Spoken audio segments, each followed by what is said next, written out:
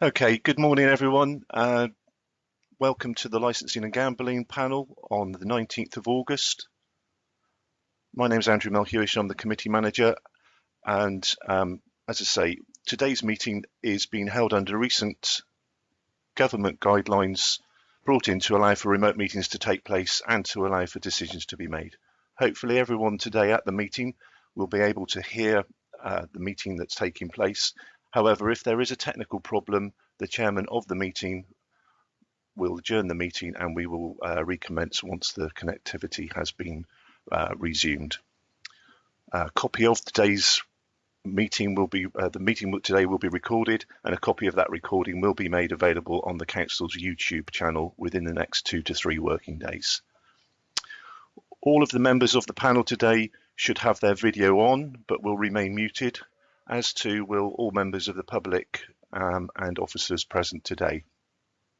If any member of the committee wishes to attract the attention of the chairman, please can they use the instant chat messaging at the bottom left hand side of the screen.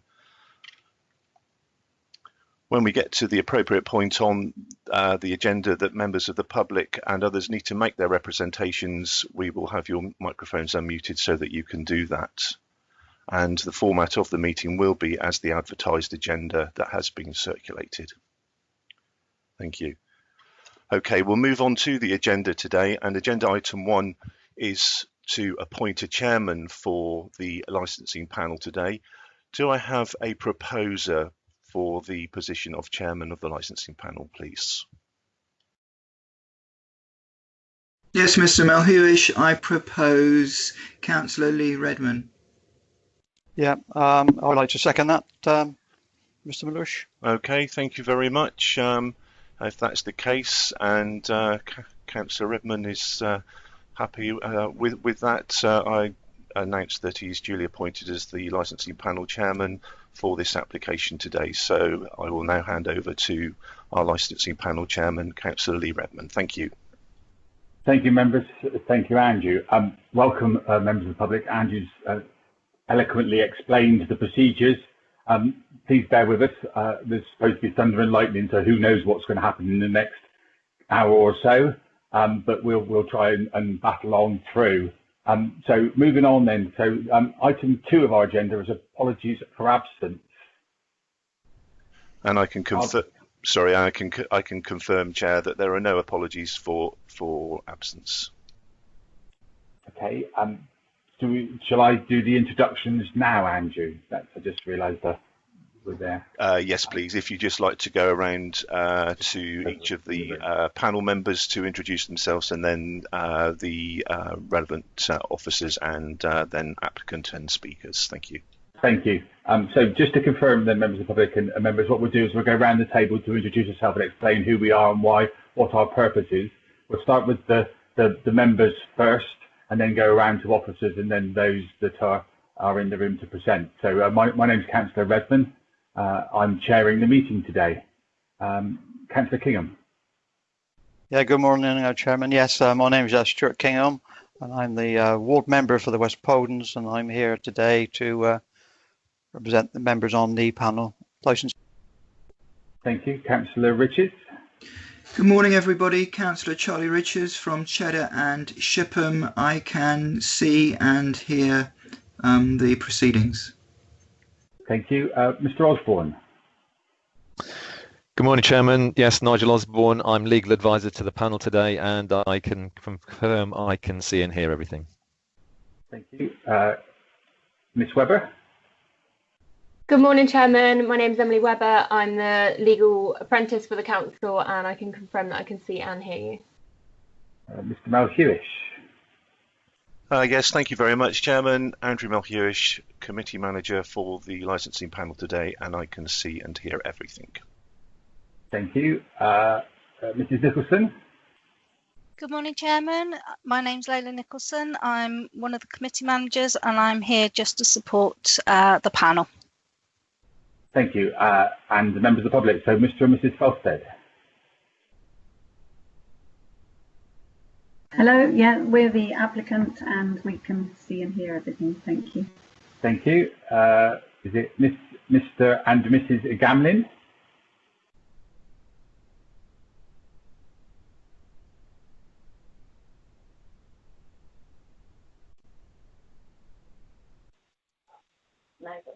Oh, sorry. It's David Gamblin here on behalf of myself and my wife. I can hear you, but we're not on visual. No worries. Thank you. Mr. Stewart.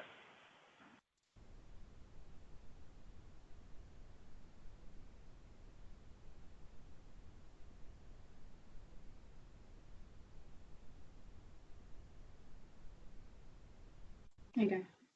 Yeah, good morning. Yes, I'm here. I can see and hear everything. Thank you. Thank you. And I believe Mrs. Chappell's with you. Yes, good morning. I can hear and see everything. Thank you. And finally, I think it's Mr. Lamacraft. Yeah, good morning. Representing my mother who lives opposite Greenway Farm, and I can hear and see everything. Thank you. Excellent. That's a good start. Andrew, that's everyone done? Yeah? Just confirm, I think we have Mr. Weldon from our licensing department. Oh, he wasn't on my list. I was going to introduce Mr. Weldon, sir. Morning, Chairman. Thank you. My name's Alan Weldon. I'm the Licensing and Fraud Manager for Sedgemoor District Council, and I'm here today to present the report for you. As you can see, I don't chair these meetings very often, so it's a privilege to have you, and I'm sorry that I missed you in the first instance. Okay, so that being done then, so item number two, we've done no apologies. So item number 3 of our agenda is any urgent business. I'm not aware of any. No, there is no urgent business today, Chairman. Okay, we move to members' declarations of interest. Do you have any? None, Chairman. Okey-dokey. So then we move on to item 5 of our agenda. Before I start, I just wonder whether just quickly if I could just bring in our legal officer just to explain the application to us, just so that we're clear of where we're going, and then we'll move into explain how it's going to work. Nigel. Thank you, Chairman. Yes, it was just needed to clarify this morning that, excuse me, this is not a review hearing. This is an application for a new premises licence. However, whilst it is a new licence, it is in effect an application to consolidate 2 existing licences with additions.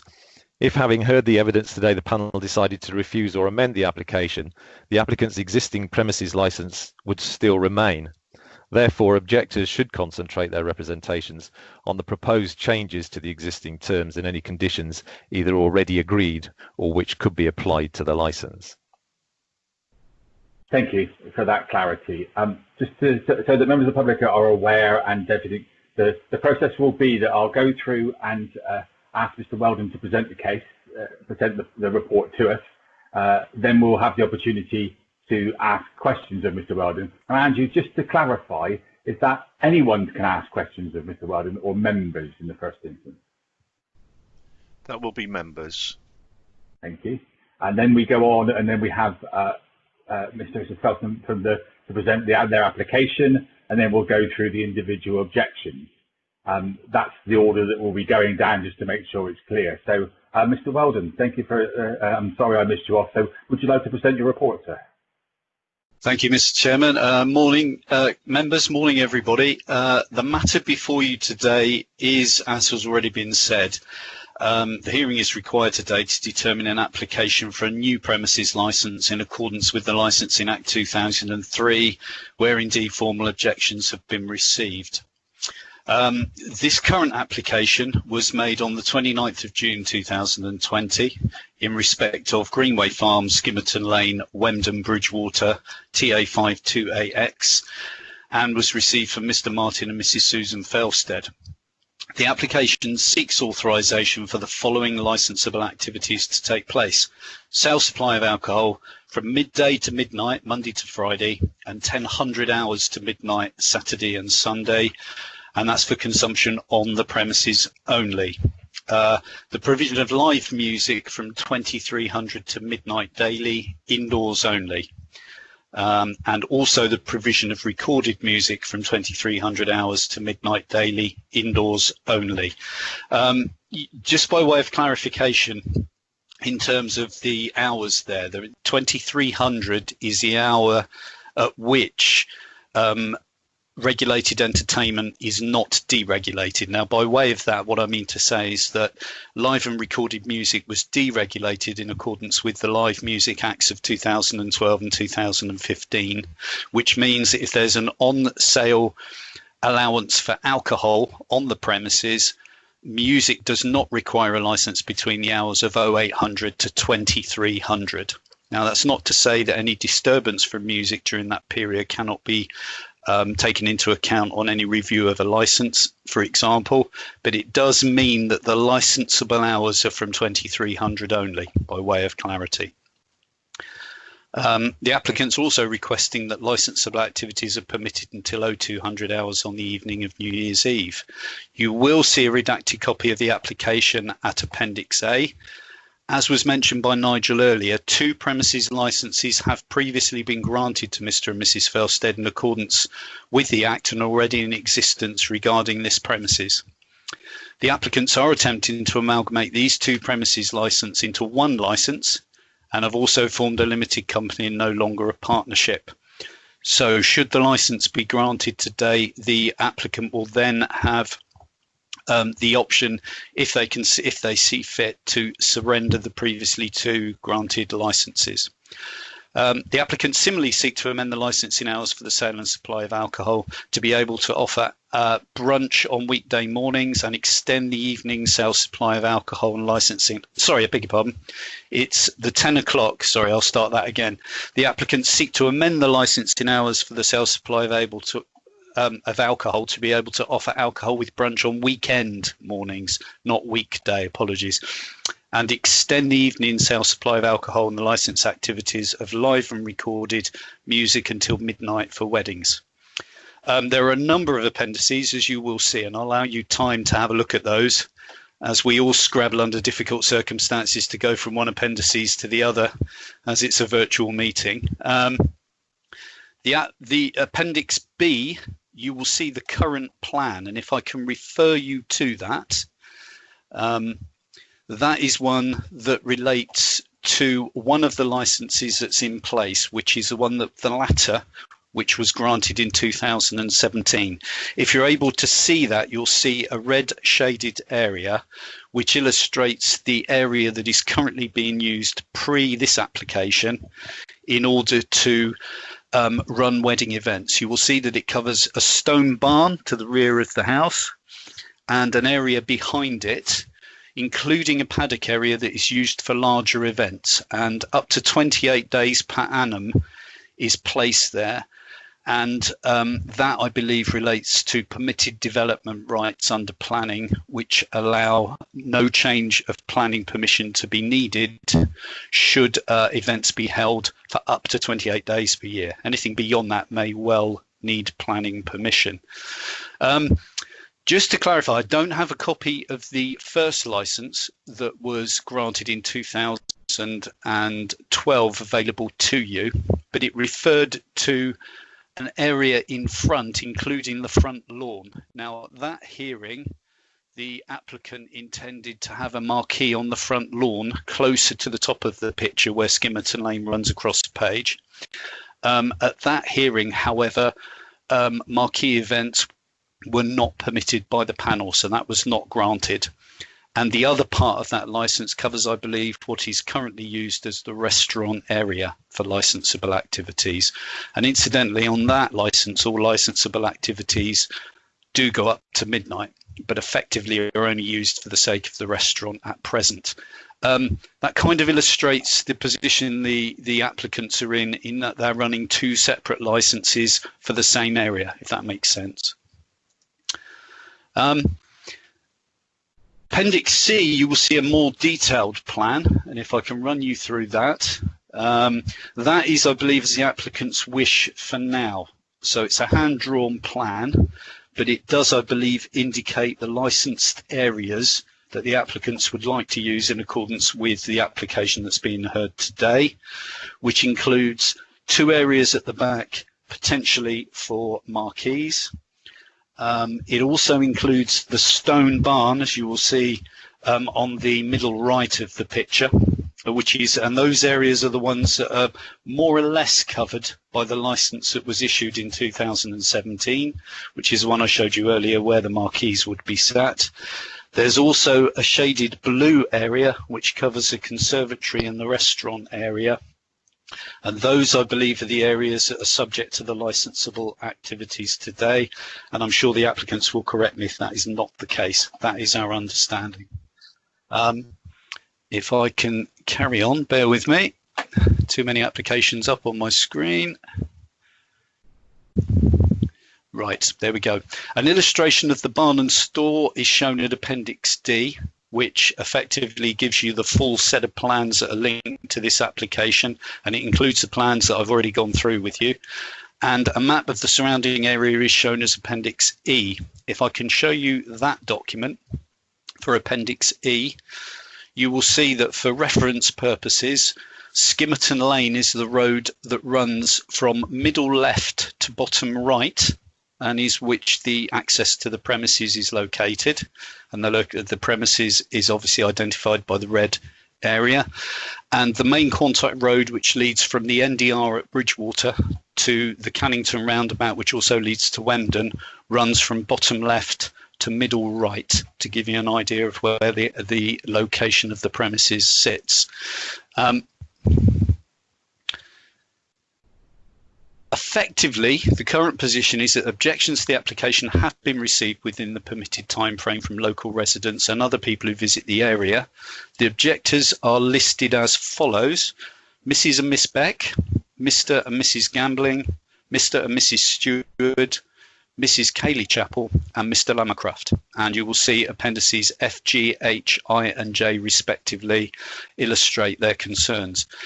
You will also note that collectively the objections touch on all of the licensing objectives, with the most referring to the prevention of public nuisance and public safety. If I can also draw your attention to an email of support for the application from Weldon Parish Council, which is shown as Appendix K. And finally, at Appendix L, there is a list of conditions which were agreed during the consultation period for this application, both by the licensing team at Sedgemoor District Council and the police. Now, these are conditions that have been agreed by the applicant for placing on any licence that's granted today, and they will be in addition to any of those that were already listed on the application form back at Appendix A, which is the operating schedule that's already been put forward by the applicants. You will see those agreed conditions listed at Appendix L. In terms of the decision today, members, the options for you are, firstly, to grant the application as applied for. Secondly, to grant the application with attached conditions. Thirdly, to grant the application in part. Fourthly, to grant the application in part with attached conditions. Finally, to refuse the application. That, Mr. Chairman, concludes my report today, unless, of course, there are any questions. Thank you. Okay, I will unmute myself.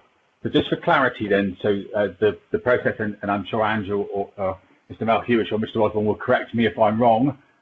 When it comes to asking questions, I will ask members if they have any questions.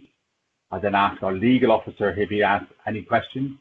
The applicant, if they have any questions, and then each of the objectors will have an opportunity to ask questions. What I will ask objectors, just to make it a little bit easier for me so that I don't have to keep going through list after list.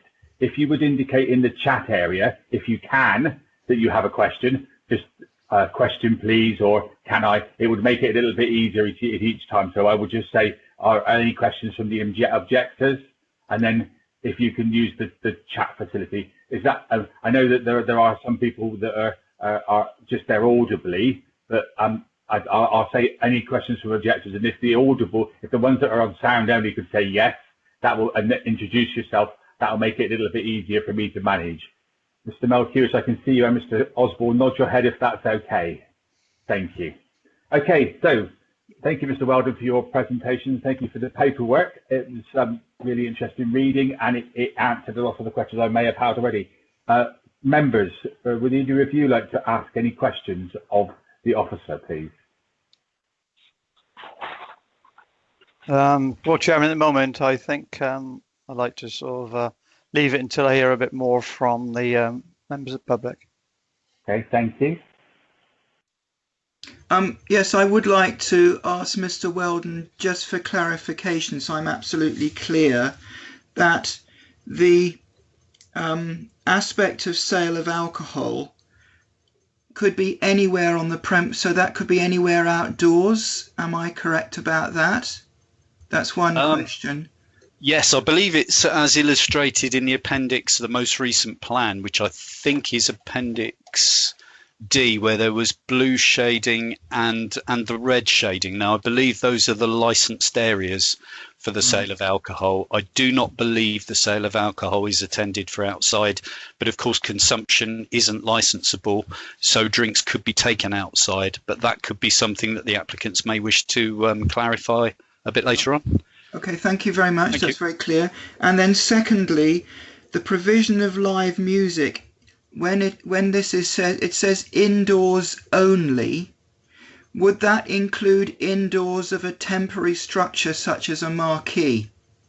No, I think there's a condition that's been offered up amongst the conditions that, if you like, is derived, I think, from the last hearing, which was 2017. Bear with me, I'm trying to find it. Yes, music outside in any marquee or similar structure will be background music only, and it will cease at 1900 hours. I believe that's included in Appendix L.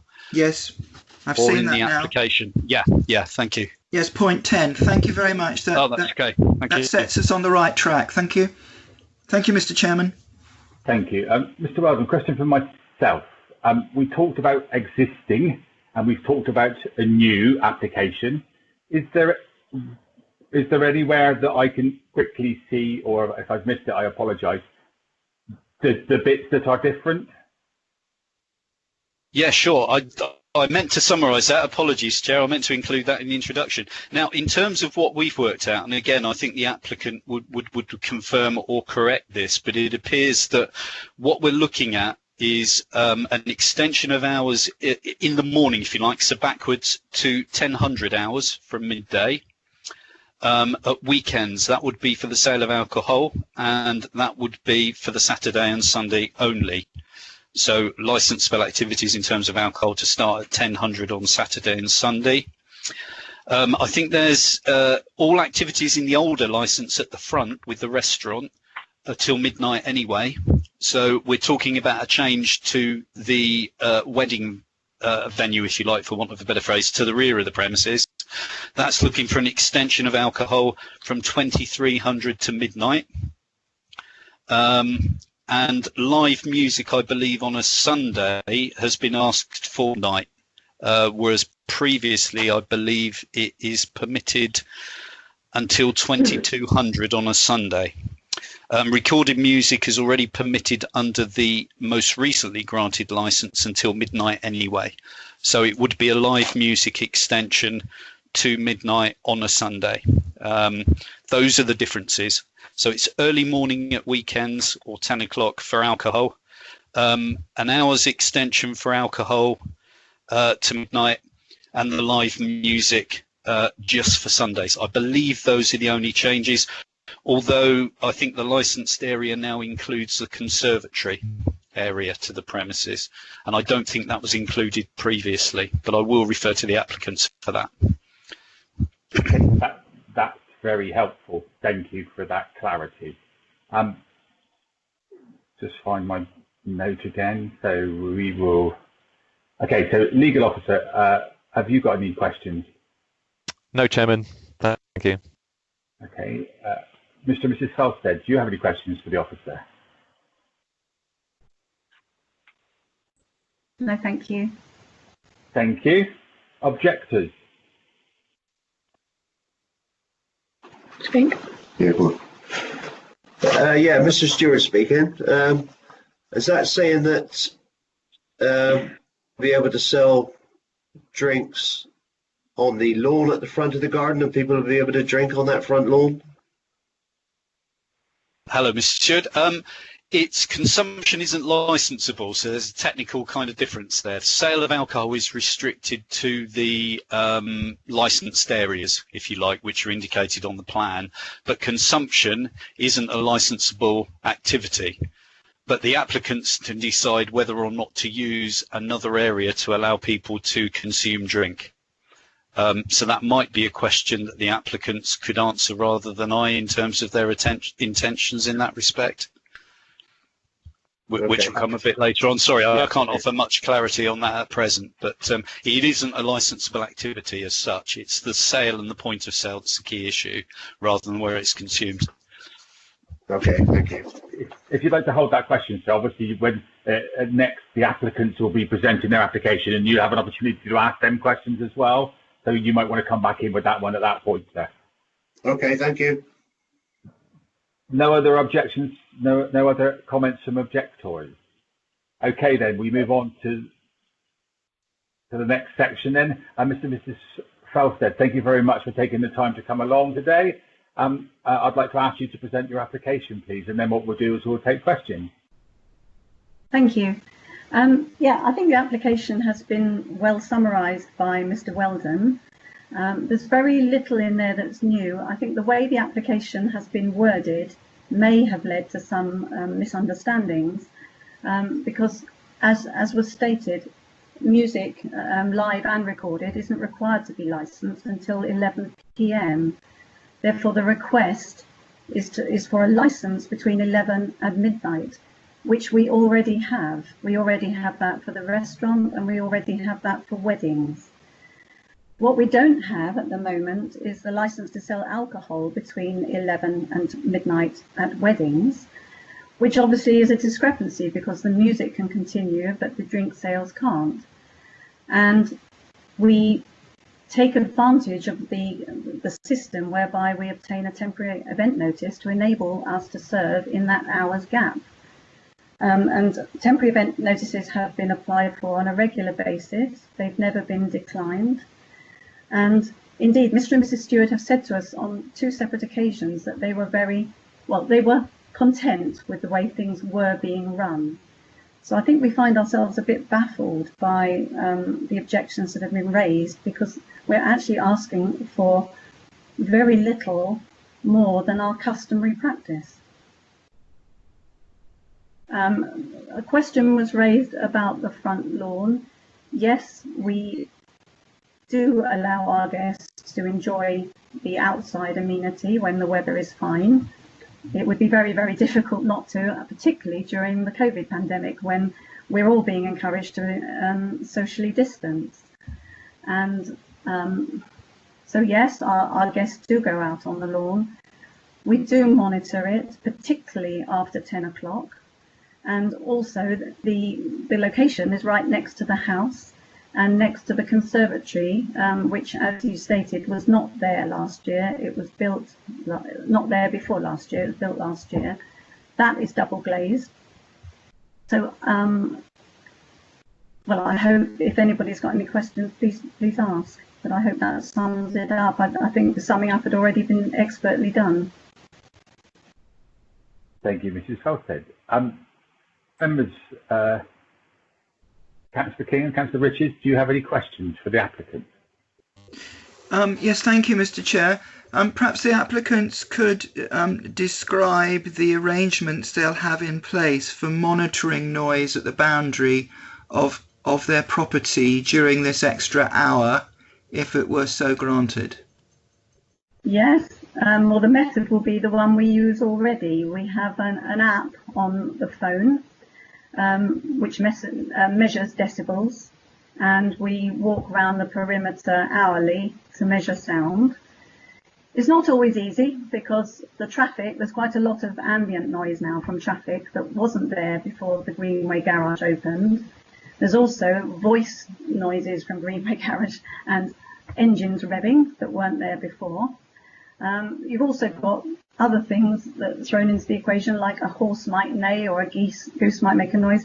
So we take a variety of readings, and if we feel that it's too loud, then we deal with it. I mean, the music cannot be heard at the boundary There have been occasions in the past, in the distant past, when we had music in a marquee and it could clearly be heard, but it can't now. And what you might hear is voices. But as I say, after 10 o'clock, we keep a handle on that. Thank you. Councillor Kingham? Yeah, good morning. Obviously, with the extension of the selling of alcohol, do you foresee sort of a problem with people leaving after the event, obviously having that extra hour to consume that much more alcohol? Well, you talk about an extra hour, but we have that hour for weddings anyway because we apply for a temporary event notice. So to all intents and purposes, nothing will change. What's changing is the back office procedure, if you like. Now, we do have an SIA registered doorman who lives on the premises, and we pull him in whenever we need to help people. And my husband, Martin, is very good at escorting people off the premises, asking them to keep the noise down, making sure taxi drivers turn off their lights and their engines and come right round to the back. We feel that we do everything that we can do. And as I said earlier, Mr. and Mrs. Stewart have confirmed to us that they were content with the way it was being operated. And this licence will not result in any change.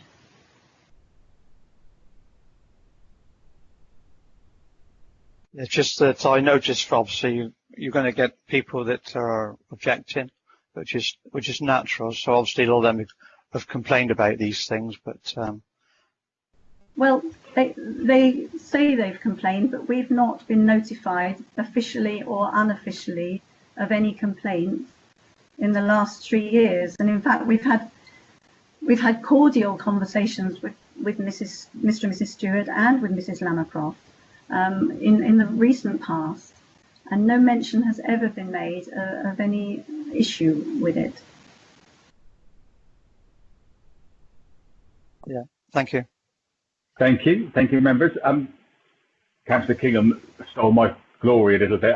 The question I was going to ask is was have you had any issues or concerns raised to you, whether informally or not? And it sounds as if you have an open line of communication should there be any issues. Is that the case? Yes, we believe that. I mean, that definitely was the case. And when we applied for this licence, we did phone Mr. and Mrs. Stewart to let them know. And from that point on, the relationship seemed to go a little less cordial than it had been, although we still communicate. And I think, I can't help thinking that there's some misunderstanding about what it is we're asking for, and some assumption that it's a lot more than we've already got and the way we're already operating, but it really isn't. Thank you. That was part of the reason why I sought the clarification at the beginning of the meeting, just so we're clear what we're looking at. Okay, thank you, members. I'll move across. Mr. Osborne, Legal Officer, any questions? No, thank you, Chairman. Okay, I won't ask the applicant if they want to ask themselves anything. Okay, objectors, any questions, please? And we have, I've got someone indicating down there who's that Mr. Weldon. Have you got a question? So I forgot to include the officer. Yeah, I'll add that. Mr. Weldon, would you like to ask a question? Thank you, Mr. Chairman. Yes, hello, applicants. In terms of obviously what we've talked on, and I know there's been some issues lately with noise allegedly coming from the area where you have the igloo pods at the front, which is towards the top of the plans, if you like, isn't it, towards Skimmerton Lane. Was I right in my assumption that that isn't to be a licensable area? Because it was, I know, in your original application in 2012, but you couldn't use it because of the outdoor, that you're unable to obviously play music outdoors. Is it right that it would just be a consumption area? And if it is, yeah, and if that is the case, is there anything specific, as that appears to be an issue of complaint that hasn't happened before until very recently? Is there any way that you can reassure the panel that you can police that in terms of the noise coming from that area? Thank you. Yes, we already do. Obviously, we can't react to noise until it's happened. But when it does happen, if it does happen, which is rare, we talk to the people concerned. We encourage them to pipe down. If they can't pipe down, to come inside. Our customers are mainly mature people who come to consume a meal and drinks with friends. We do feel that sometimes there is noise from the garage that carries after service, which finishes any time between, for example, last night it was 10 o'clock. The last guest had gone by 10 o'clock. At weekends it might be 11:15, at which point we then tend to sit down outside at the back of the property and have a coffee or a drink. And there's quite a lot of noise still, and I couldn't blame anyone for thinking it was down to us, but it really isn't. We take noise monitorings after 10 o'clock, we patrol the premises, we make notes in our diary every time we're open, what time the last guest went, what time the lights went out outside, and we can provide that. Could I just also add, we have a very close neighbour here attached to the property, and we have a small certified location for caravans. And after every wedding, I go around and speak to everybody and say, were you inconvenienced last night by noise? And the general answer is no, we didn't hear anything, or yeah, we saw a few cars, but there was no nuisance caused. And we do that pretty well after every wedding. But this is about the pods as well. You know, these pods are self-contained. They're situated nearer to our house. We're currently in conversations with the planning officers, talking about perhaps creating a buffer zone, bringing them even nearer the house, which actually would help our staff with service. But, you know, our monitoring doesn't indicate any problem as a result of these pods. Okay, thank you, Mrs. Felsted. Thank you. Thank you, Mr. Weldon. Thank you. Okay, so we're now to go to the objectors. Objectors, would you like to ask any questions? I can't see anything in the chat. Anyone? Okay, moving on then. So next item. Chairman, sorry, just to interrupt you. Mrs. Chappell and Mr. Lammercraft are both indicating that they would like to. Oh, sorry, it's a delayed catch up on my. Thank you very much. Ms. Chappell, Mrs. Chappell. It's actually Mr. Stewart asking the questions here. Thank you, Mr. Stewart. How do you do? I've got to, before I ask the question, I've got to say, to say that there has been no complaints for 3 years, this will actually be in my objection and my reasons, but to say there's been no complaints. Forgive me for interrupting, so this is an opportunity to ask questions rather than to make points. You can do that when you have your opportunity to do. So if it's a direct question, that would be welcome. Thank you. Okay, so then the two questions I got. One is on your current license that you have. Okay, you've taken back-to-back weddings in your. It's going to be very busy next year. Back-to-back weddings, and by all accounts, you've only got this license that you're on now. So therefore, by rights, with your 28 days you can have, if the marquee's up for 28 days, you can only have a maximum of 4. If it went up and down, the maximum you can have is 9. Why do you take bookings from brides that you could let down when you haven't got the license to do back-to-back weddings? You said it's very busy next year. How can you do that? Because under permitted development, we're allowed to have a marquee adjoining the stone barn that is equivalent in size to the stone barn area. And that's how we manage most of the weddings, with the smaller marquee. The permitted development bit and the 28 days, which in 2020 anyway is 56 days, only comes into play if we need a bigger marquee and we go out to the paddock at the back. We did that on 4 occasions last year, that's all. But I think that's more a planning matter, isn't it, Mr. Stewart? Oh. I'm not sure about whether it's a planning matter, but are you telling me then that any marquee you put up, if it's a certain size, you could have it all year round? Yes. So you don't need planning to keep it up all year round? Under permitted development, if it's covered under permitted development, no, we don't. But we don't keep it up all year round. No, but you're well over the 28 days. Yes. Mr. Stewart, your second question, sir? My second question was, oh dear, gone blank now.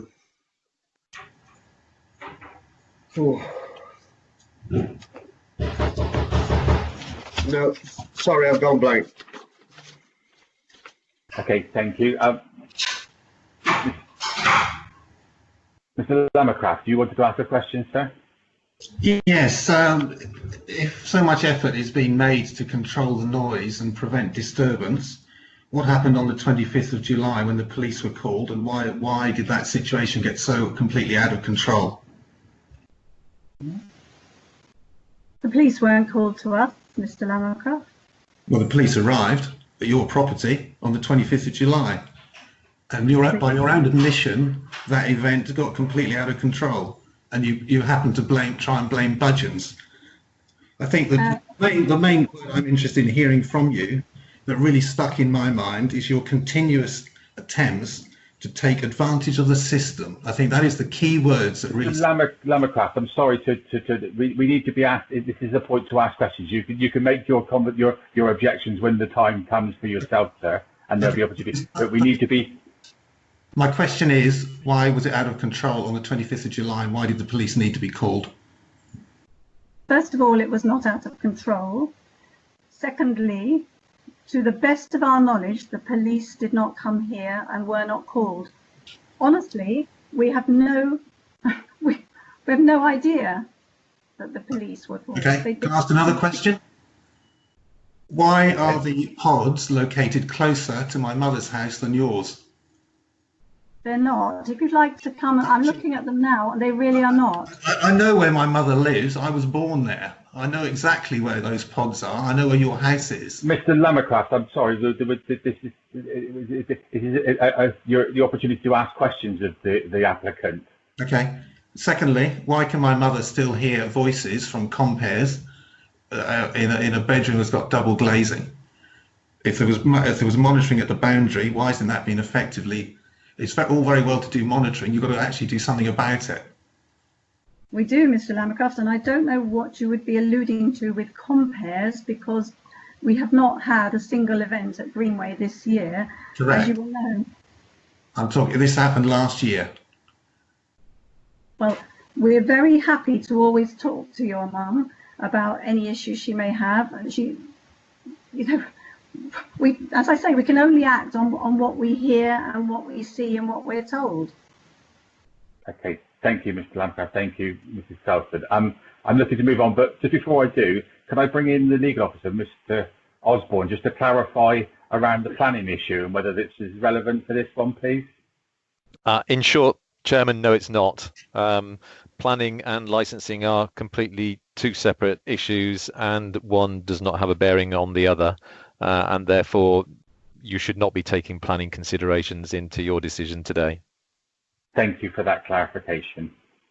Okay, I think I've given that an opportunity. So we'll move to the objectives now. And just to remind objectives, you have the opportunity to speak. Generally, you're asked to confine your comments to 3 minutes, but I will be a little bit loose on that should you wish to go any further. But I just recognise the fact that you're here, you've taken the time to come, so I thank you for that. Mr. Gamblin, I'm looking to come to you first to make your objections, and then we'll take questions as we did previously. So, Mr. and Mrs. Gamblin. Okay, thank you very much.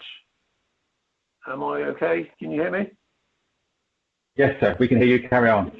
Good. Well, we're not against the business opportunities, and regarding the actual dinner and breakfast, lunch, etc., the 30-seater restaurant, we've never had any objections to that.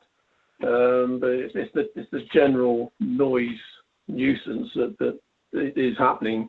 The main problems, the public nuisance and public safety, are, in my opinion, caused by the applicant's inability to strictly adhere to any control mechanisms that the licensing authority puts in place. They continue to breach the conditions of the current license for the following reasons. The igloo pods erected in the front garden to accommodate guests, they take orders from the guests, so I would say that that is the point of sale. That's clearly in breach, in my opinion. And I know you mentioned that the licensing doesn't have any bearing on the planning consent. However, these igloos are in breach of both the existing license and the planning consent. I personally witnessed customers being served in the igloos in the front garden on Sunday the 9th of August at 15:10 hours. Noise disturbance does continue. We're about 3/4 of a mile away. We can hear people shouting, screaming. So to say there's no noise nuisance is not correct. I did actually make the point of reporting a noise disturbance to Sedgemoor Licensing on the 26th of July 2020, and this was regarding the Saturday the 25th of July. My email to the licensing was, I wish to record that late evening on the 25th of July there was an unacceptable level of noise emanating from Greenway Farm. The noise of people talking loudly, having a good time, could clearly be heard from our rear garden, which is some distance away. However, it must be appreciated that the noise would have been significantly louder for the near neighbours that are a lot closer in Skimmerton Lane. The noise control is impossible, which is demonstrated by the response that I had from Sedgemoor's Senior Pollution and Environmental Health Officer, Nicola Gardner. And I quote an extract from the email that I received from Nicola. Dear Mr. Gamblin, I note the details of your complaint and the Felsteads have been notified. They have contacted us and accept that there was some noisy activity that should not have occurred on the 25th of July. They believe this was caused by some guests being overexcited by the heavy rain, and also some guests not understanding that the bar was going to close at 10:30 and the event finished at 11 p.m.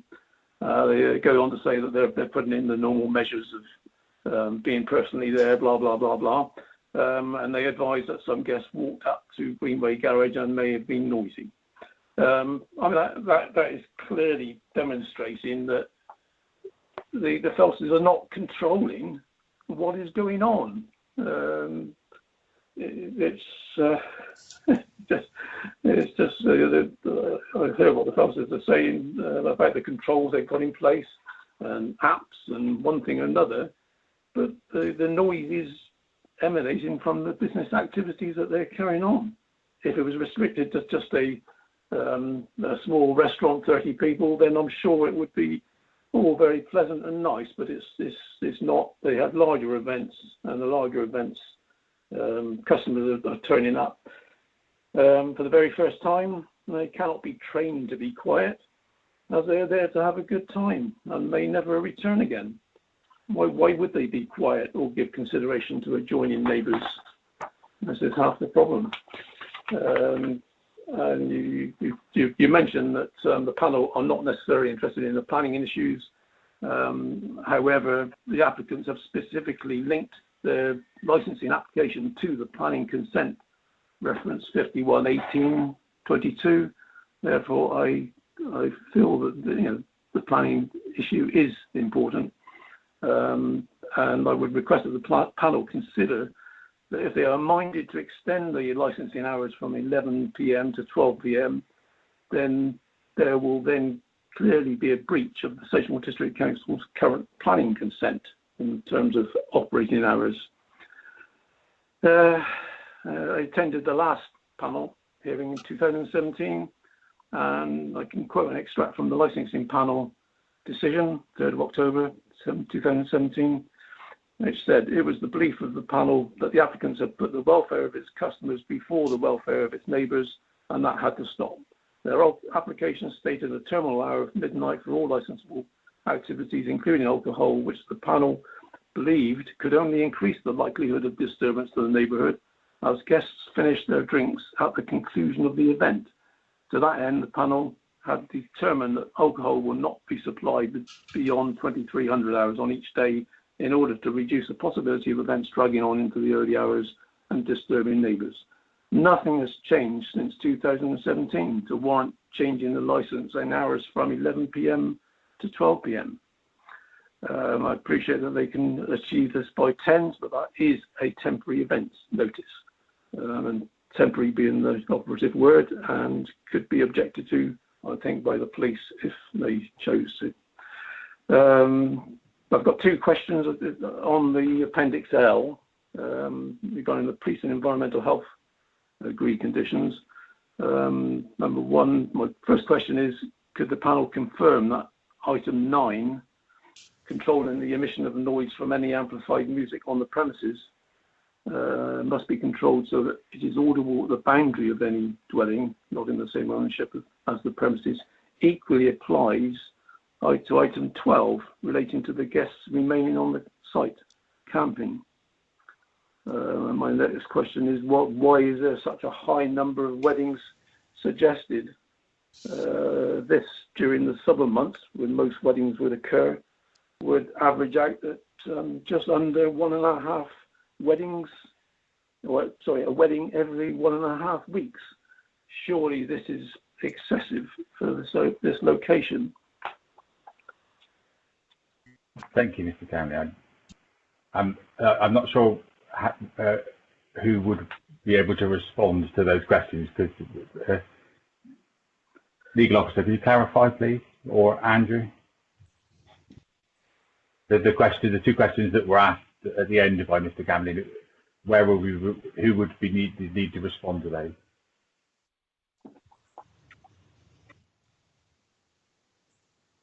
I'm not sure what he wants a response to, Chairman.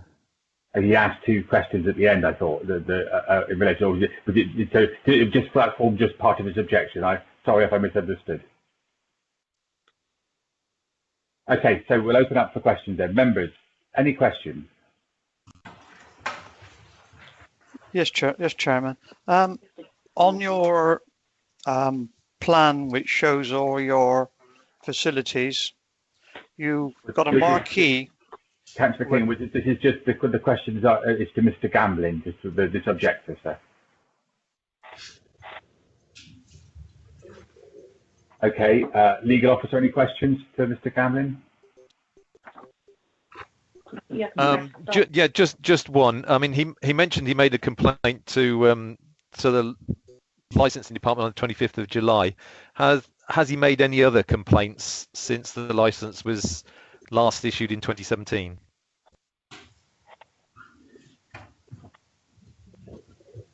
Am I clear to answer?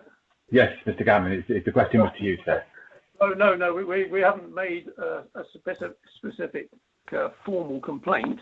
We have heard noises and we've basically put up with it, but we do very much appreciate how much noisier it is in the immediate vicinity. So the neighbours on the other side of the hedge and Mrs. Lamacroft on the other side of the road. I was really emphasising that noise travels and noise is worse in the immediate area. Thank you. I see Councillor Richards. Did you want to ask a question? I'll bring you in now. Yes, I did, please, Chair. I just wanted to come back to the point that Mr. Gamblin was making. Just if we could have some clarity, I think, from the legal officer, that the point is trying to be made that if this panel is minded to allow extension of the hours, this will be breaching Sedgemoor planning conditions or planning planning condition that was granted. Is that correct? Mr. Osborne. In short, I don't know what planning conditions are attached to the premises, but as I've said before, they are completely separate regimes, and so perversely, yes, it is possible if there is a planning restriction placed on the premises limiting its hours. That does not stop the licensing panel from issuing a license that exceeds those hours if they were so minded to, because obviously the applicant, if they wished, could then go back to planning and seek to amend their planning permission to vary the terms of their planning consent. So it's a perverse situation, but the legislation makes very clear, and the government guidance makes very clear, that we are not, neither regime is bound by the decision of the other. Thank you. You okay with that, Councillor Richards? Thank you. Okay, Mr. Weldon, any questions? No, thank you, Mr. Chairman. Okay, applicant? Sorry, Chairman, just to interrupt. There is a question there from Councillor Kingham from the panel. Okay, Councillor Kingham, did you want to come back, sir? Yeah, could Mr. Gamblin, I mean, to say he's done quite a long letter to the committee. Could he just sort of state from the plan where he actually lives, which property it is? Is it directly opposite? No, we're about three quarters of a mile, and we're on the hill, so we're on Wendon Hill, 109 Wendon Hill. Because there was no address on it, so but he shows photographs of the pods, etc., with his reply. But it's as I said, I'm just making the point that we are about just under 3/4 of a mile away, and we've got fields and a valley between us, but we hear the noise in our rear garden. Fortunately, it's not on the other side of our fence. So look, yeah, I'm with you. Thank you. Thank you. All right, Mr. and Mrs. Felstead, applicant, did you want to ask a question? Okay, any of the objectors would like? Any further questions? Okay, thank you, Mr. Gamblin, for taking the time. Mr. Stewart, you're up next, sir. Sorry, just to interrupt again, Chairman. The messaging is a little bit slow today. Mr. Lammercraft has indicated he wanted to ask Mr. Gamblin a question. I think the key issue has always been the control of noise at the boundary. Everyone always refers to that. We're going to do monitoring, going to take action. The parish council have said their piece, subject to doing monitoring. Everyone's talked about monitoring for years, and you've been doing some monitoring apparently. How is it going to be different from now on to prevent noise disturbance at the boundary? Mr. Lammercraft, sorry, I think we're taking each of the objectors in turn. So this is questions to Mr. Gamblin now. If you want to hold that for later, I think you're directing that at the applicant, aren't you? Yes, please. But we have to hold the opportunity to ask question the applicant has passed, because we've done that. So we're going to go through each of the objectors. Your question is directly to the objectors now, and then we can move it from there. I'll move on then. Mr. Stewart, would you like to make your objection, sir? Yes, please. Okay, here we go. Here we are again, fighting for some justice to be able to live in peace and quiet in Skimmerton Lane. I appreciate some of you are not aware of the very long and contentious issues that this subject seems to keep throwing up before you, so I will keep my objection to the point. We are the immediate neighbours, ourselves and Mrs. Lammercraft, to Greenway Farm. We are only 50 paces away, Mrs. Lammercraft 20, extremely close. From the very first application, when it was set, as Mr. Gamblin said, for 11 o'clock, they have found a loophole in increasing the number of events by using 10s in order to sell alcohol for the extra hour, hence events dragging on up to 1 p.m. We did in the beginning call the police as we were told to do so. They clearly said it was not a police matter but environmental. They would not even give a crime reference, which I can understand, said that there were more important matters to attend in the town. Environmental, when we went to them, they never had the staff to do so, and there were other matters that had to be addressed. This was the case on most occasions. Once the police came out and once Stuart Howlett from Sedgemoor came out, music was lowered, but 5 minutes after they'd gone, turned back up. The final straw for us was I came out on one wedding occasion. I came out the front of my garden, which is the other side of the cottage from the Greenway farm. And there was a guy out there, and I asked him what he was doing. He said he was from the Sedgemoor Council. I went out and said, oh, surely then you can hear the music. He clearly agreed with me and said, yes, I can. I said, what will you do about it? He didn't really answer me. He just walked back up the lane. It was a guy called Dean Norelli. I went in to complain about him a few weeks later because nothing had happened and he had left. So that sort of, we gave up the ghost after that. It was basically the last straw. 1 second. So by finding this loophole to midnight, by the time it does settle down, the loud talking, the laughing, the goodbyes, the horn blowing, the light shining into the bedrooms, it's well into the early hours, totally contradicting conditions that the licensing panel put in place. He is also claiming there have been no complaints against him in the last 3 years. I've just told you about those ones, and when we got no help at the beginning, we tried to live with it, but made my wife so mentally and physically ill, we moved out for 15 months. This was February, March time, 2018. But this is our home, we love it. We've been here for 19 years, so decided to move back home with recharged batteries. But nothing has changed. Except we decided to phone the Felsteads direct when the music was extra loud or rowdy behaviour. And to be fair, Martin would say he was expecting our call and he would lower the music. But this is still a complaint, and he has failed to disclose these. However, we have phone bills to prove otherwise. Then we had COVID, so that all went quiet. It was wonderful, just like it used to be, peaceful and a pleasure to live there. Since lockdown ended in the last 6 weeks, they have erected 3 igloo pods on the front lawn. Totally contrary to planning, regs and licensing. Lots of people drinking, talking, laughing, shouting can be heard, and they're as noisy as music, as live music when it's that close to the houses of mine and Wendy's. We have had to phone over so many times due to the noise these generated, and also they have started to serve alcohol on the front terrace. This again causing severe noise disturbance and antisocial behaviour. So much so that enforcement and police attended the Felsteads, admitted they had lost control on the 25th, and changed the last orders to 10:30. So all was gone by 11, which there was a few individuals that we complained about, which he has taken the blame in the garage for. So to be very clear, there have been complaints made, quite a few with documentation to prove this. Since the visit from enforcement and the police, we have to be very honest and say that life is very different here. We are able to get rest by 11 o'clock each time, and the premises are open for business, and they are complying.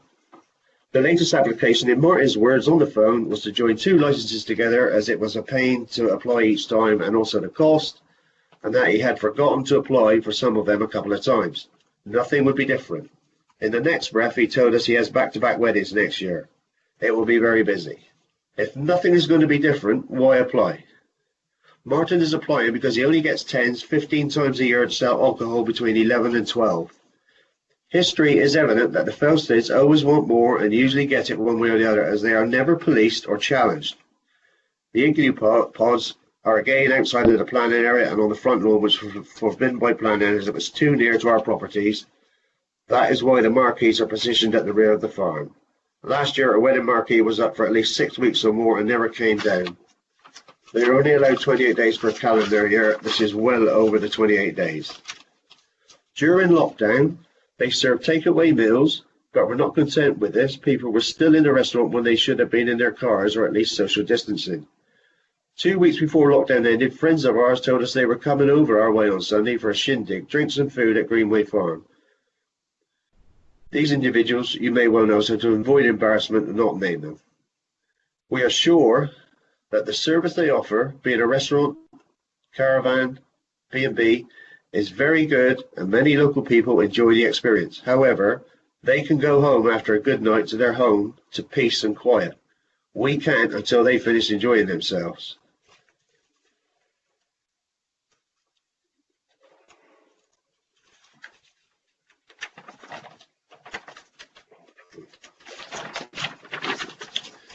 We ask that the current licenses stay exactly the same as they are. If joining the licenses together helps them, but with the same conditions, then no alcohol to be served after 11 except for weddings up to 15 times a year. We feel that given the non-compliance history from the Felsteads, that this is the fairest we can accept and try to live with.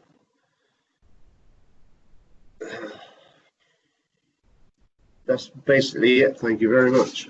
Mr. Stewart, thank you very much for your time, sir. Members, any questions for Mr. Stewart?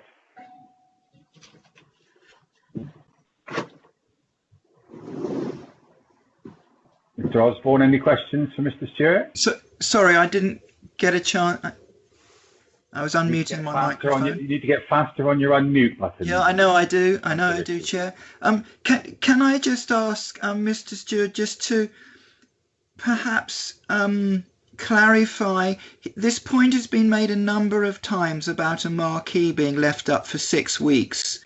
I'm not fully understanding what the implications of this is as an objection and why we should take this into account. Could you please explain that?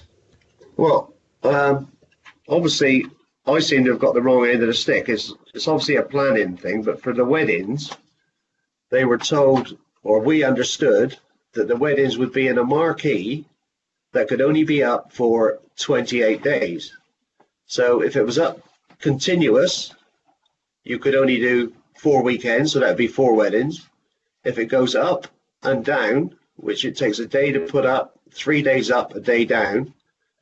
So we're counting 3 days up. The maximum weddings could be 9. And obviously, unless they did a Friday and Saturday and squeeze them in. But we were understood that any marquee could only be up for 28 days a calendar year. Thank you, Mr. Chair. Okay, thank you. Mr. Osborne, did you want to come in? I'll just ask the same question as I asked previously, and I mean, he said that he made a complaint directly to Mr. and Mrs. Felstead. Has he, since 2017 and the last licence, has he made any complaints to the council's licensing team or to the police? Not since we came back. We did before, and that's what drove us to move away, because it made my wife ill, because we got no support from anybody. It's out of the way, and nobody challenges them or polices them, which part of me understands, but it's so frustrating because they are non-compliant on most things. So that's where the frustration comes in. But we have, like I say, early days we went through authorities, got no joy, so we phoned them direct now. But Martin's not counting that as complaints because we talk nicely about it, and he does, to be fair, try and sort it out. But it's still a complaint. We shouldn't have to phone over. Thank you for your response. Mr. Weldon.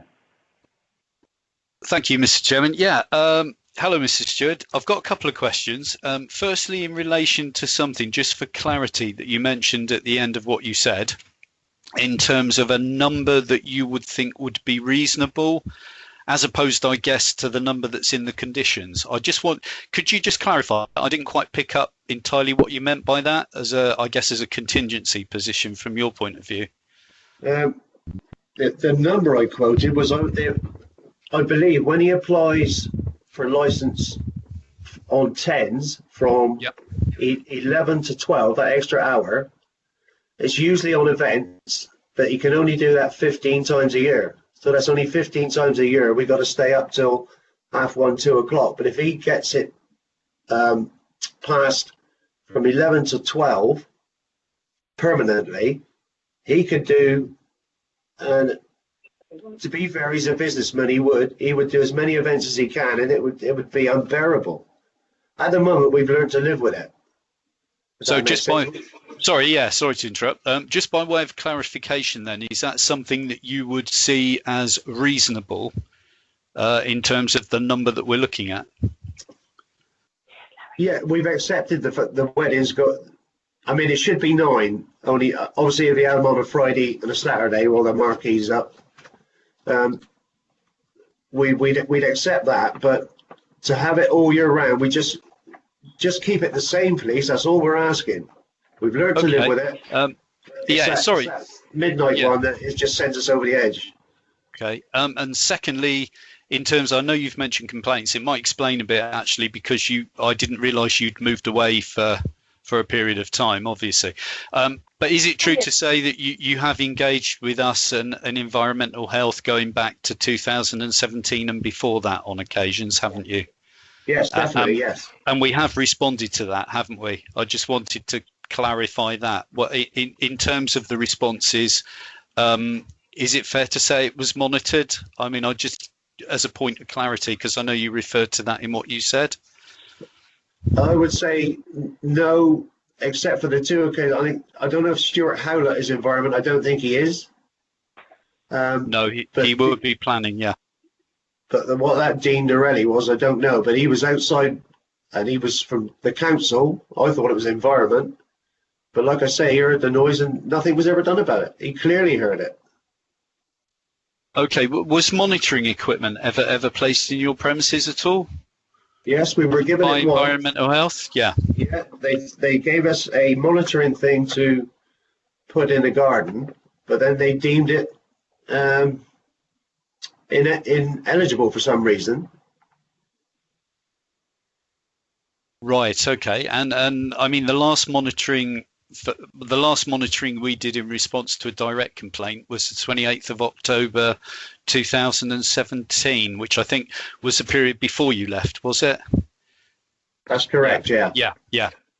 Just for clarity. All right. No, thank you for your time. Thank you. Mr. Weldon. Mr. and Mrs. Felstead, the applicant, any questions for Mr. Stewart? Yes, I am bemused as to how the stewards and Mr. Lammercroft would know that the police have visited us on the 25th of July and we don't know. It's inconceivable that the police would visit our property and not knock on our door. We were both here. We were both here. We were in bed. Okay. Yeah, sorry, Sue. I think you've got the wrong end of the stick. That the complaint was made, and I believe enforcement came after. And since then, you've stopped serving at 10:30. To be fair, like I said, it's lovely now. It's 10:30 and 11 o'clock. They're gone. No complaints at the moment. You haven't been working for a whole week now, so I don't know why you haven't been working, but that's none of my business. But for 2 weeks now, since that incident, it's been lovely to live there. Sorry, I thought you said the police had been called. I never said that. I said that after the incident on the 25th, I said that I believe the police and enforcement came to see you, and I may be wrong. Yeah. But since then, Sue, something has made you stop at 10:30 and stop serving at 10:30. Shall I tell you what's happened, Larry? The government Eat Out to Help Out scheme has made Tuesday the new Saturday. Everybody comes out in their swarms now on Tuesdays and Wednesdays, and they come at 6 o'clock with their families, and that it finishes earlier. I mean, as I say, last night we finished by 10. It's great. It's great for us. We don't really want to stay up until 11:30 either, but we have to be welcoming, and you know, within we don't want to cause nuisance to you, but we have to say. The people that come to the restaurant come for a meal and drinks. They don't come to be rowdy. We don't encourage young drinkers. I cut one of the objectors off for not asking the question. So if you could confine your comment to a question, I would welcome that. Sorry, Sue, I just have to say that I think the 25th was a restaurant incident, not a wedding. No, please. It was an event incident, not a restaurant incident. Okay, so any objectors would like to ask Mr. Stewart any questions? No, like I say, we never objected to the restaurant, but it's just. Mr. Stewart, thank you. There being no further questions, I'll move on. Mrs. Chappell, did you wish to make a statement, seeing you're there on the same? Yeah, I'd just like to just briefly, really, just going over obviously what my objection letter stated. It's more really for me to do with the noise and the safety. Obviously, I've got 5 children who regularly visit obviously my parents. 2 of my children have unfortunately been subject to really bad domestic abuse by the father. So when there's been loud shouting and loud noise, that really scares my youngest child to the point where she almost has a little bit of a panic attack. And she's been there on one occasion where it's been so loud and it's kept her up late at night. And my concern is with the extra hour of drinking, being a young person myself, I know that when you go to the bar and it's last orders, you buy in, you don't just buy one drink, you buy maybe 2, 3, 4 drinks to try and prolong your night out. So although it's only an hour, that hour could then lead into 2, 3 hours by the time they've finished drinking those load of drinks that they've brought. And, you know, the evening being sort of finished and gone.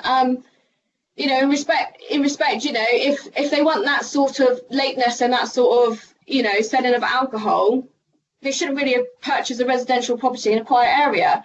You know, my father has to get up at 4 a.m., you know, and if they're still selling alcohol, you know, till midnight, and, you know, people aren't leaving till sort of gone 1, 2 o'clock, you know, this is really unsociable hours, you know, like I say, in a residential home. So those really sort of are my main concerns. And, you know, those igloo pods that are on the drawings that have been provided don't actually show how close proximity those igloos are to the end of the garden. It's literally a stone throw, not even that, from the end of my mother and father's property to where those igloos are. And those igloos are contained with noise, and there's like, I believe the little slots they've got to allow obviously air and that in. The sound, we all know how fast sound travels. So, you know, when you've got confined noise being let out by a small area to then travel, I don't think you can appreciate it until you're actually there. And I would just appreciate that, you know, people are, you know, that you're mindful of, you know, there are people also walking down, you know, the lane. There is no street lighting. That's always been a safety concern that we've always had living there anyway. And with the influx of obviously the restaurant, the you know, the camping, you know, the weddings, you know, my parents have been able to sort of adjust their life to just having the 15, if you like. But again, the Fosters have admitted that they can't control it. They walk around with an app, yeah, but the noise is still being there. There's nobody there to say, right, you know, this is not acceptable. And I just think, you know, you're saying about complaints and stuff, but we've complained so many times, and, you know, especially in the beginning, I was able to make a playlist from inside the bedroom that we sent across to the council, and we sat there in the bedroom and we listed out a load of songs that we could quite clearly hear from inside the bedroom. This was not on the boundary of the property, this was inside the house. So, you know, I think if they've got it every single day, there is no respite. You know, my parents aren't able to live in their home and enjoy their life when they've got this on their doorstep 24/7, 7 days a week. Chapel, thank you. Members, any questions for Mrs. Chapel? Yes, Chairman. On the conditions that were given out last time, item 6, did you receive a designated telephone number which was made available that you could call? Yes, we did. Have you used it, and did it work? No, I don't believe it did. When did we do it? 2012, wasn't it? I think I've actually got the playlist to hand somewhere with the email from. So he's asking if the phone line was. That's the one that me and Mum phoned. That's the one that you run phone was. I think it was environmental, wasn't it? The number? No, is that not the one? No, Martin and Sue gave us a direct line to phone. The direct line. Yeah, that's what was used. Yeah. Did you get a reply from when you called the number, or? No, you haven't phoned them. I haven't phoned them directly. No. You haven't used that number. I haven't used that directly. No. No, I made the playlist, and my parents made that telephone call. So if they made the call, then somebody should have replied or visited the site at that time. This was going back when I was living there. This was 2000. Yeah, so that was before that line was made available. Oh, right, okay. So since that number's been, you haven't actually used it? No, I haven't used it, no. Okay, thank you. Can I just ask, Mr. Chairman, clarity from Mrs. Chapel about She refers to noise coming from the pods causing them disturbance. Is this recorded music that is coming from the pods after the current licensed hours? Or is it people just talking? It's people just talking. Just a collection of, like I say, people talking, loud noise coming out from the igloos. There's no music in the igloos. Thank you. Thank you. Mr. Osborne, Legal Officer. Yeah, just a point of clarification. Mrs. Chappell referred to the issue with creating a playlist back in 2012. I think in those days, music was primarily held in a marquee. Can you still hear music now that music is confined to indoors? Yeah. Mrs. Chappell, that was. Oh, sorry. Yeah, there's been occasions when I've been at my parents' house and there's been events and weddings up there, and you can still hear the noise. It's still not controlled. Thank you. When you say noise, are you disturbed by music or are you disturbed by people? You can hear the music because obviously the barn doors and all that open well. Obviously, people do have to come in and out. And you can still, we should be able to hear nothing from the boundary of our garden. So when you can hear it sort of in the kitchen, to me, that shouldn't be happening. Thank you. Mr. Weldon. No, thank you, Chairman. Mr. Osborne asked the question I was going to. Super. Objectors, any questions for Mrs. Chappell? Or applicants, any questions for Mrs. Chappell? Sorry. Thank you. And objectors, any questions? Okay, thank you. Thank you, Mrs. Chappell, for your time and for your comment. You're welcome. Thank you. The last objector is Mr. Lammercraft. Sir, if you'd like to make your objection, please.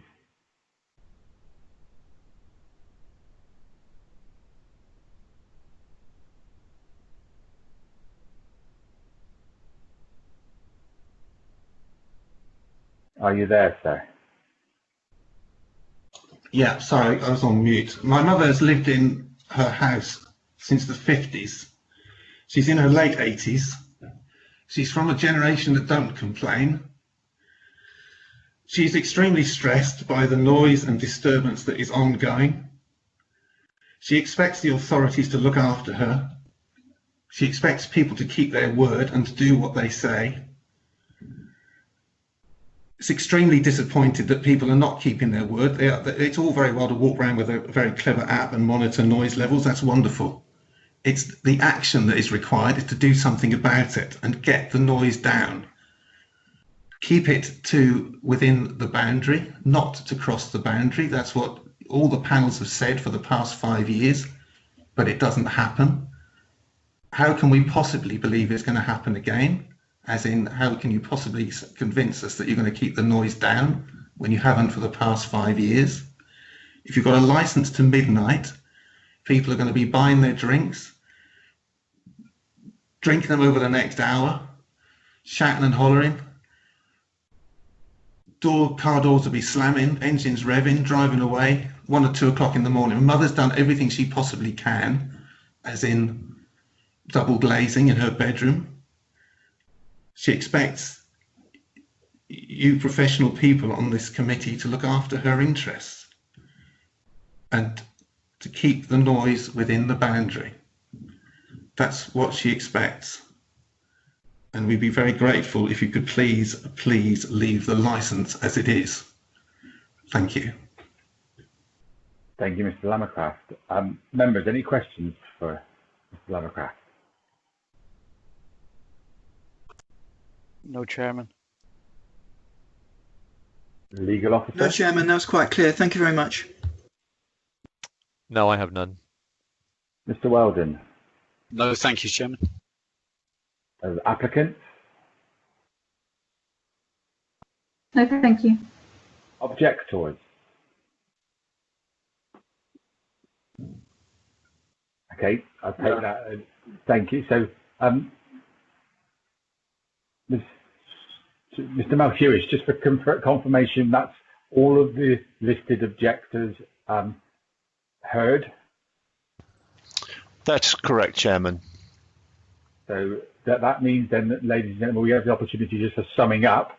I'll go down to the list of objectors to see if there are any final short points that need to be made in clarification. I'll start off by Mr. Gamblin.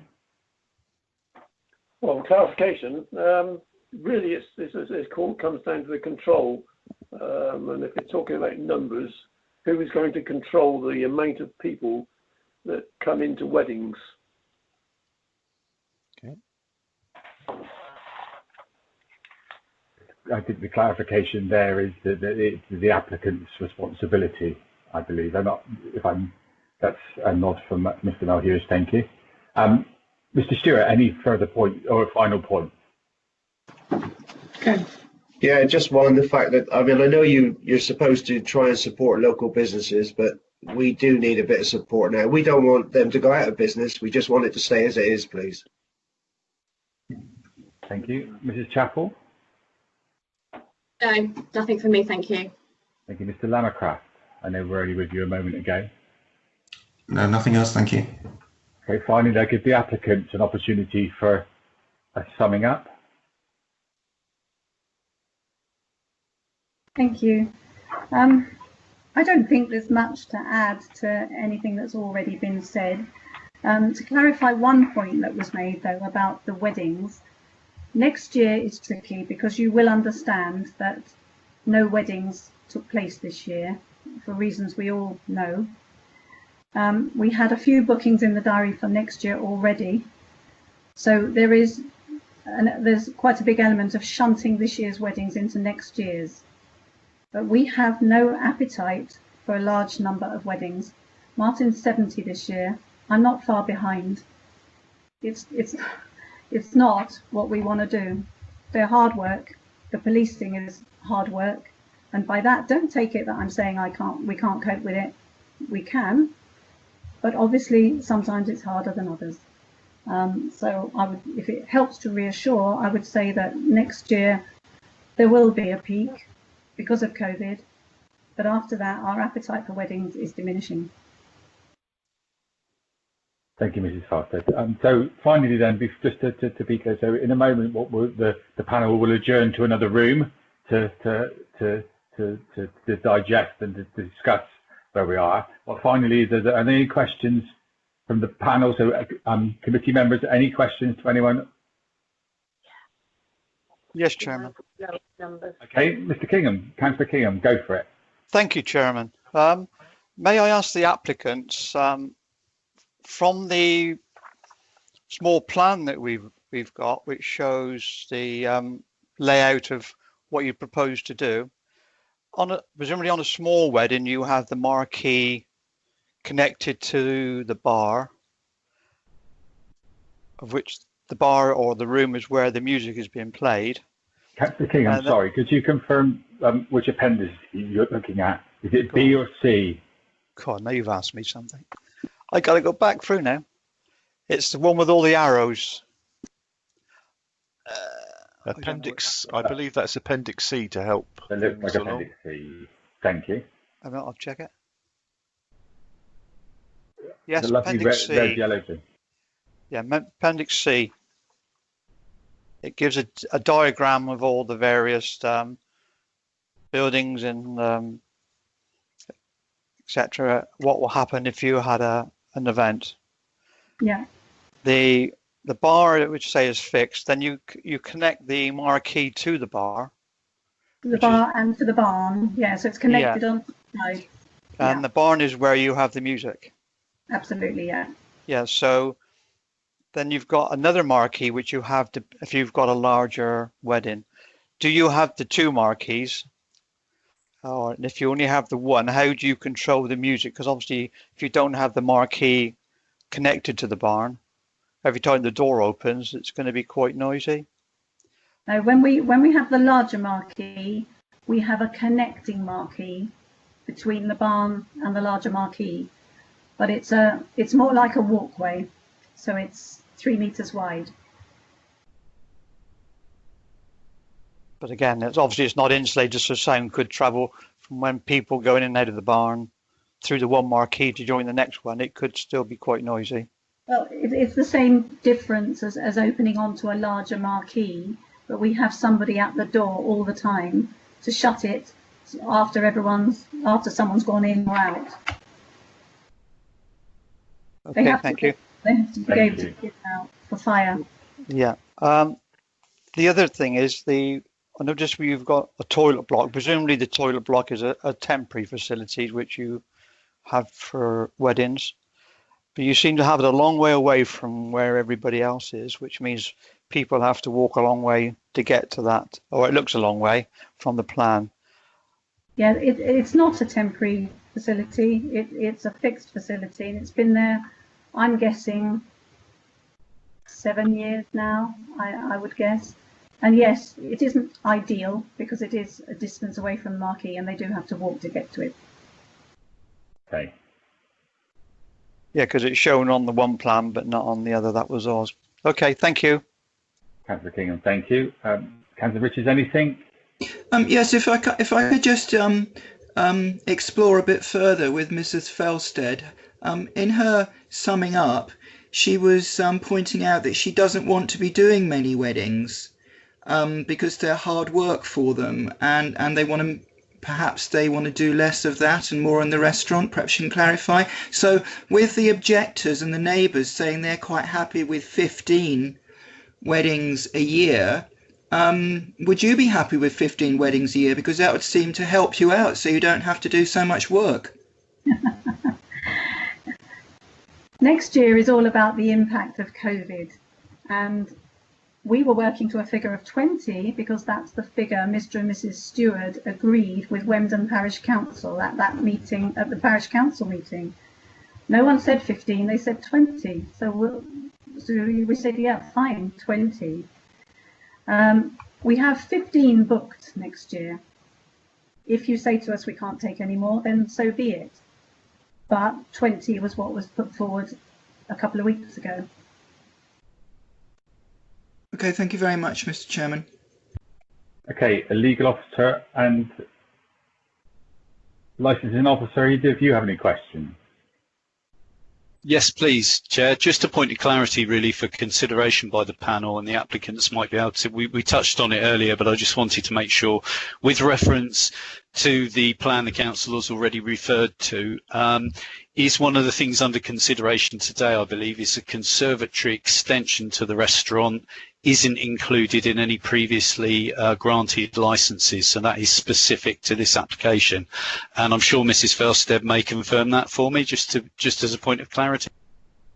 Yes, it is extra. It wasn't in the previous things, but the conservatory is used for consumption, not for sale. The bar remains fixed within the barn. Similarly, the pods, I mean, I assume it's a moot point where the point of sale occurs. Is it the point at which they order it? Is it the point at which they consume it? The point at which they pay for it? But we are following government guidelines and operating table service purely down to COVID. So we are taking orders in the pods, we are bringing them back, we are dispensing the drinks at the bar, which is in the barn, and then we're taking the drinks back to the pods where they're consumed. It is, I mean, in answer to that, you're right. It is usually the point of sale that's considered to be the retail sale, if you like. But there is obviously, in terms of guidance that's been flying out from central government at a rate of knots lately, you're quite right, in terms of if you have an on-sales licence, that can extend to off-sales in certain circumstances. So we can discuss that if required and clarify that at some point in the future, because that has changed for a temporary period only. Yeah. There is no bar in the conservatory. Thank you. Thanks. Okay then, Mrs. Chappell, I see that you've made a note to us. If you're quick, I'll let you in. Hi, yeah, it was Mr. Stewart actually, just briefly. Yeah, just quickly, just to clarify, we never agreed 20 weddings. That was the parish council that put that forward. Never came from us at all. That was the parish council. That's how they settled their agreement. Nothing to do with us at all.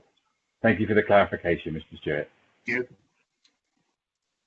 Okay, there being No, Mr. Mulhewis, am I okay to adjourn now? So, oh wait, I can't see you on my screen, so you'll have to nod. That's okay, Chairman, not a problem. Yes, just to let everybody know now, the panel members and the legal officer and myself will now adjourn to another room, another virtual room, to deliberate, and then return later with the notification of the decision. So if you could all just please stay on the line, and I will try and seek an indication of how long that deliberation will take, and come back and ask my colleague who will stay in the room to advise you of that accordingly. So members of the panel, if you would please now log out of this call and move into the other room, and the meeting recording will now stop. Chairman, Councillor Richards has now joined us, so all three members of the panel are present.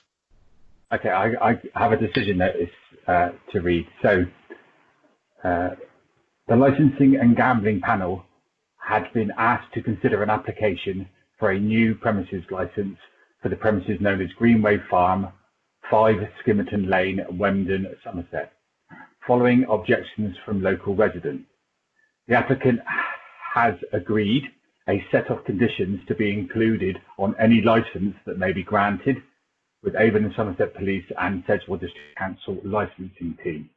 A representation in support of the application has also been received from Weldon Parish Council with proposed conditions.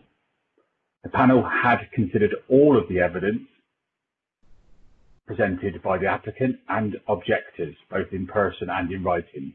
The panel's decision was made in accordance with the Council's Statement of Licensing Policy, the Secretary of State's guidance and current case law.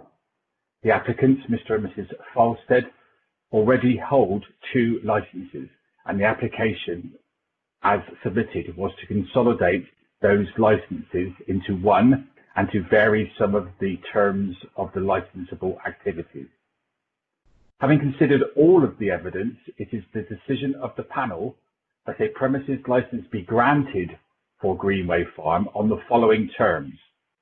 The sale of alcohol will be granted for Monday to Thursday, 12 till 2300 hours, Friday, 12 until 2400 hours, Saturday, 10 until 2400 hours, and Sunday, 10 until 2300 hours. Live and recorded music shall be permitted Friday and Saturday between 2300 hours and 2400 hours, and that New Year's Eve as requested. The licence will be subject to the provisions of the applicant's operating schedule and the conditions detailed at Appendix L. A detailed decision with full reasons will be published within 5 working days. Thank you everyone for taking the time to come along today. As always, the decision will be published and it will be put out there. Thank you all for your time, and try and stay dry in this wet weather. Thank you very much. I now declare the meeting closed. Thank you. Thank you.